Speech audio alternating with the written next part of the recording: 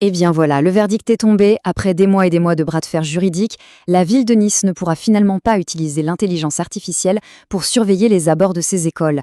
C'est le Conseil d'État qui a tranché et ça met un point final, du moins pour l'instant, à une affaire qui concentre vraiment toutes les tensions actuelles entre le besoin de sécurité et la protection de nos libertés. Alors, pour bien comprendre comment on en est arrivé là, bienvenue sur La quotidienne de l'IA, la rubrique du premier site d'information sur l'intelligence artificielle, iainfo.fr. On va décrypter ensemble cette décision vraiment majeure en s'appuyant sur l'excellent article de Didier Taormina qui a été publié en mars 2026. Allez, on plonge tout de suite dans les détails de ce jugement. En fait, en rejetant le pourvoi de la municipalité de Nice, la plus haute juridiction administrative française a tout simplement confirmé la position de la CNIL, vous savez, la Commission nationale de l'informatique et des libertés. Le message est on ne peut plus clair, pas d'intelligence artificielle dans les caméras si on ne respecte pas les règles du jeu à la lettre. Et cette citation, elle résume parfaitement l'enjeu central. D'un côté, on a la volonté, tout à fait légitime, de protéger les citoyens grâce à la technologie. Et de l'autre, la nécessité absolue de préserver un de nos droits fondamentaux, celui à la protection de nos données personnelles. C'est vraiment ça, tout le dilemme de notre époque numérique. Mais au fait, comment est-ce qu'on en est arrivé à une telle confrontation? Parce que ça ne date pas d'hier. Pour bien tout saisir, il faut qu'on remonte un peu le fil des événements qui ont mené, étape par étape, à cette décision finale. Alors, tout commence en novembre 2024. Là, la CNIL tape du poing sur la table. Elle met Nice en demeure et exige un document technique, mais essentiel, une fameuse AIPD. La réaction de la ville? Eh bien, c'est un non catégorique. Elle conteste, elle refuse de produire le document, et c'est ça qui transforme un simple désaccord administratif en une véritable bataille juridique. Et la suite logique, c'est ce verdict de mars 2026 où le Conseil d'État donne, au bout du compte, raison à la CNIL.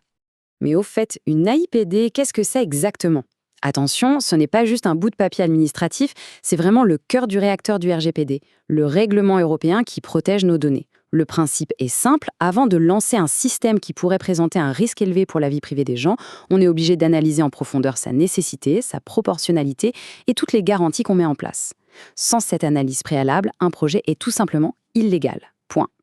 Mais au-delà de tous ces aspects juridiques et techniques, ce qu'il faut bien comprendre, c'est que ce sont deux philosophies, deux visions du monde qui se sont affrontées dans ce dossier. D'un côté, une ville qui se veut pionnière en matière de sécurité. Et de l'autre, l'institution gardienne de nos libertés numériques. Et là, l'opposition est vraiment frontale. D'un côté, on a la ville de Nice qui se voit un peu comme un laboratoire des technologies de sécurité. Son but, c'est de protéger ses habitants, et en particulier les plus jeunes, aux abords des écoles. En face, on a la CNIL. Son rôle, ce n'est pas de dire non à l'innovation, mais c'est de s'assurer que cette innovation se déploie en respectant l'état de droit et nos libertés fondamentales. C'est un véritable garde-fou. Bon, maintenant parlons des conséquences. Parce que cette décision, elle ne concerne pas que la ville de Nice. Loin de là. En réalité, elle envoie un message extrêmement clair à toutes les collectivités de France qui seraient tentées par ce genre de technologie. La vraie question qu'on doit se poser, c'est donc la suivante. En quoi ce cas, qui semble très local, dessine-t-il en fait l'avenir de la surveillance par intelligence artificielle sur l'ensemble du territoire français? Alors, qu'est-ce qu'on doit retenir de tout ça? Premièrement, et c'est crucial, la technologie, aussi prometteuse et puissante soit-elle, n'a pas de passe-droit. Elle doit respecter la loi. Deuxièmement, la CNIL sort clairement grandie de cet épisode. Son autorité de gendarme du numérique est renforcée. Troisièmement, ça trace une voie très claire pour les autres villes. Maintenant, elles savent exactement à quoi s'en tenir si elles ont des projets similaires. Et enfin, cette décision est en parfaite harmonie avec la nouvelle grande loi européenne sur l'IA, le fameux AI Act. Alors, est-ce qu'il faut en conclure que c'est la fin? Que l'utilisation de l'IA pour la sécurité est définitivement enterrée en France? En fait, la réponse est un peu plus nuancée. La porte n'est pas complètement fermée, mais disons que le chemin pour l'emprunter est désormais très, très strictement balisé.